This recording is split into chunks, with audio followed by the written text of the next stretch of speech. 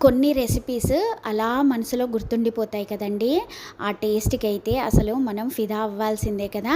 అలాంటి రెసిపీస్‌లో ఒకటి ఈ ఉల్లికాడలతో ఎగ్ కర్రీ అనమాట. ఎలా చేయాలో చూపిస్తున్నాను చూసేయండి.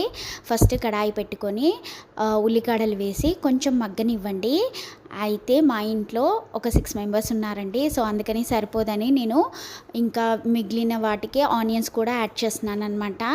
సో, ఇవి ఉల్లికాడలు కొంచెం మగ్గాక అప్పుడు ఉల్లిపాయ ముక్కలు వేయాలన్నమాట. 2 కలిపి వేస్తే ఉల్లిపాయ ముక్కలే మగ్గిపోతాయి.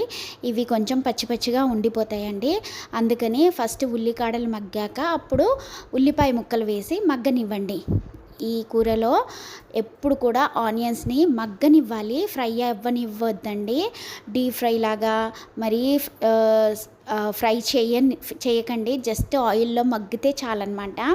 సో, ఎక్కడ కూడా మాడకుండా మంటని మీడియం ఫ్లేమ్ మీద పెట్టేసి చేయండి. చాలా అంటే చాలా బాగా వస్తుందండి కూర. చూసారా ఎంత బాగా మగ్గిపోయాయో?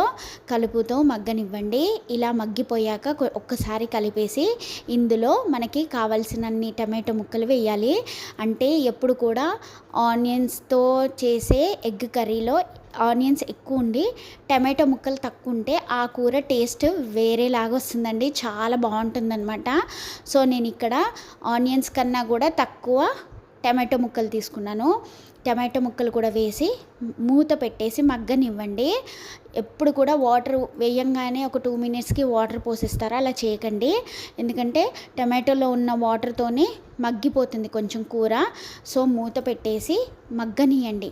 ఆనియన్స్ టమాటోస్ కలిపేసి మగ్గ పెడితే చాలా బాగా వచ్చేస్తుందన్నమాట కూర. సో, చూస్తున్నారా? కలిపేసి మూత పెట్టేయండి.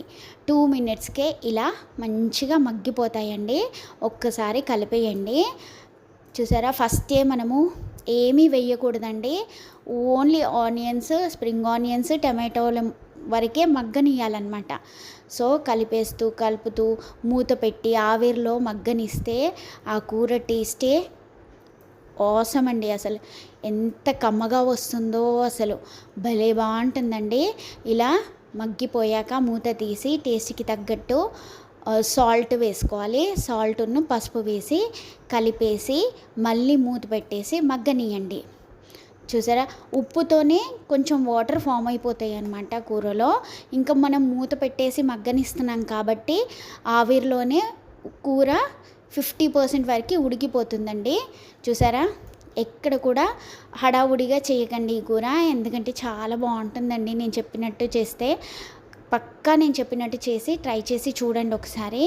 భలే టేస్టీగా వస్తుందండి ఈ కూర. అన్నంలో కన్నా కూడా పూరి చపాతీలోకి చాలా అంటే చాలా టేస్టీగా ఉంటుందండి. ఇంకా మనము ఎటన్నా ఊరికి వెళ్ళినప్పుడు ఇలా చేసి తీసుకెళ్తే 2 డేస్ వరకు ఉంటుందండి. చూసారా? వాటర్ ఫామ్ అయిపోయి ఎంత చక్కగా వచ్చిందో కూర. ఇప్పుడు టమాటో ముక్కలు అయితే ఆల్మోస్ట్ 60-70% మగ్గిపోతాయండి. ఇప్పుడు అల్లం వెల్లుల్లిపాయ పేస్ట్ వేసి కలిపేసి పచ్చివాసన పోయే వరకు కలుపుతూ ఉడకనివ్వండి కూరని. ఓకేనా? ఫస్టే అల్లం వెల్లుల్లిపాయ పేస్ట్ వేస్తే కూర మాడిపోతుందండి. టమాటోలు కానీ ఆనియన్స్ కానీ మగ్గవన్నమాట. సో, అందుకని ఆల్మోస్ట్ కూర 60% ఉడికాకనే అల్లం వెల్లుల్లిపాయ పేస్ట్ వేసుకోండి. వేసి పచ్చివాసన పోయాక కారం వేసేయండి. ఇందులోనే కారం వేసి కొంచెం అంటే కారం కూడా పచ్చివాసన పోయాక కొన్ని వాటర్ పోసి ఎక్కడైనా టమాటో ముక్కలు ఉడకని ఉంటే అవి కూడా మగ్గిపోతాయి అన్నమాట. చక్కగా ఉడికిపోతాయి అన్నమాట. సో, కొన్ని వాటర్ పోసేసుకోండి. వాటర్ పోసేసి కలిపేసుకున్న తర్వాత ఉడకడం స్టార్ట్ అవుతుందండి కూర. అప్పుడు మన ఆల్ ఇన్ వన్ పొడి అంటే గరం మసాలా, జీలకర్ర మెంతుల పొడి, ధనియాల పొడి అన్నీ కలిపేసి చేసిన మసాలా పొడి ఉంటుంది కదా, అది కొంచెం వేసేసి కలిపేసి మూత పెట్టండి. మూత పెట్టాక ఉడికి ఆయిల్ అంతా సపరేట్ అవ్వడం స్టార్ట్ అవుతుందండి. చూసారా? ఎక్కువ వాటర్ పోయకండి. కొన్ని వాటర్, ఆ వాటర్ కూడా అవసరం లేదు. ఆవిరిలోనే ఉడికిపోతుందండి. చిన్న మంట మీద ఉడకపెడితే ఇంకా వాటర్ పోయడం కూడా అవసరం లేదు. కాకపోతే ఇక్కడ ఎక్కడన్నా టమాటో ఉడకంది ఉంటే ఉడుకుతుంది అన్నట్టుగా నేను వాటర్ పోసానండి. సో వాటర్ పోయకండి. మీరు ఎప్పుడైనా జర్నీకి కావాలంటే వాటర్ అసలు యాడ్ చేయకండి, ఆవిరిలోనే ఉడకనియండి. మన ఆల్ ఇన్ వన్ మసాలా వేసి ఒక్కసారి కలిపేసి మూత పెట్టేయండి. ఒక 2 మినిట్స్ కూర మగ్గాక అప్పుడు మూత తీసి మనకి ఎన్ని ఎగ్స్ కావాలో అన్ని ఎగ్స్ వేసేసేయండి.